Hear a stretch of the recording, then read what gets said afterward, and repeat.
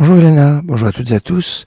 En cette veille de Rosh Chodesh, et oui, nous sommes aujourd'hui la veille de la Néoménie, ce soir nous serons le premier Sivan. Et il y a une tradition en ce jour qui est un peu comme un jour de Kippour, qu'on appelle Yom Kippour Katan. Certains jeûnent, certains vont au cimetière, mais plus que tout ça, c'est mieux de multiplier l'étude de la Torah en ce jour et de prier. Prier notamment pour les enfants. Qu'ils grandissent dans le chemin de la Torah, qu'ils se marient, qu'ils étudient la Torah. Et c'est important cette prière, avec une prière qui est ramenée dans le livre qui s'appelle Shnei Luchot Habrit, qu'on appelle le Shla. Cette prière n'a pas été composée par le Shla, mais le Shla le ramène. Alors tout le monde parle de la prière du Shla, ça va circuler aujourd'hui partout. Mais c'est pas grave de toute façon, mais le Shla le ramène, cette prière. Et c'est très intéressant parce que hier c'était le 28 Iyar, le jour de la naissance de Shmuel.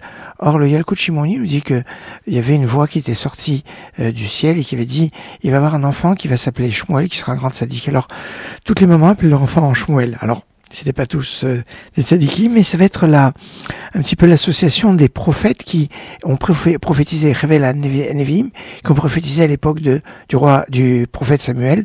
Il y en a eu un qui était accompagné de la prière de sa mère, la prière de Hana, et qui va être le fameux Shmuel Hanavi, Shmuel le prophète. Alors, prier pour les enfants, on le voit avec Shmuel, et avec un lien particulier. On doit toujours prier pour les enfants. Rabbeinu Yonah, dans son commentaire sur Brachot, page 3a, où on nous dit on doit mettre son lit entre le nord et le sud. L'orientation du lit, c'est nord-sud.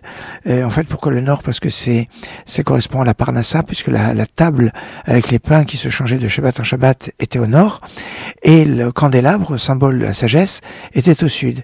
Et quand on doit prier pour avoir des enfants, eh bien, qu'il y a à la fois la Parnassa, le Shulchan, la table, tout ce qu'il faut au niveau matériel, et la sagesse, comme la menorah, et ça c'est quelque chose de fondamental que les parents prient pour leurs enfants, pour la Torah, pour des bonnes qualités.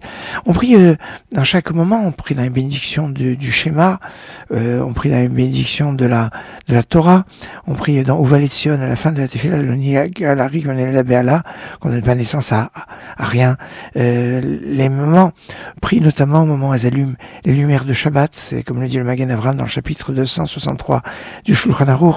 C'est très important la prière des dames, puisqu'on voit quand on a reçu la Torah, Kotomar Levet Yaakov, ainsi tu vas dire à la maison de Jacob, c'est à elle qu'il y a eu la priorité du dévoilement de la Torah, car la base du chinour, la base de l'éducation, eh bien, c'est par la mère, avec une base qui y avec la tefila, la prière. Alors, prière, c'est le jour aujourd'hui de cette tefila du Shla pour les enfants, pour leur éducation, pour leur mariage, pour qu'ils évoluent avec des bonnes qualités, avec des ondes positives dans leur vie, et ça, c'est très important. Comme je dis, est-ce qu'on peut prier pour que une personne ait au niveau spirituel des choses? Ça dépend après tout du libre arbitre de la personne. On voit que il y avait dans Gemara Brachot, page 10a, des voyous qui habitaient à côté de Rabbi Meir, et Rabbi Meir a voulu prier pour qu'il meure. Broria, son épouse, lui a dit, il est marqué dans le verset que que les fautes soient plus, et pas marqué chotim, les fauteurs, mais les fautes. Alors prie pour qu'ils fassent teshuva. Il a prié pour qu'ils fassent teshuva, ils ont fait teshuva, et c'est ici quelque chose de fort, d'important. Excellente journée.